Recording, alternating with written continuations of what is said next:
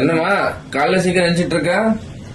ஆமாப்பா, ரேஷன் அரிசியில வத்தல் போடலான்னு இருக்க. ஓ சூப்பரு. போட்டுட்டு எல்லாருக்கும் நம்ம சொல்லலாம். ரைட். இதுல என்னென்ன பண்ணிருக்க? ஃபர்ஸ்ட் பச்சை மிளகா, அதுக்கப்புறம் ஜீரகம், இதெல்லாம் ஒரு மிக்ஸி ஜார்ல போட்டு அரைச்சி ரெடி பண்ணி வச்சிருக்கேன். ரைட்டு. அப்புறம் இந்த பாத்திரம் அளவுக்கு மாவு எடுத்திருக்கேன். ஓகே. இதுல 3 மடங்கு தண்ணி ஊத்தி கொதிக்க வைக்க போறேன். Right right. என்னம்மா வத்தல் ரெடி பண்ணிட்டியா?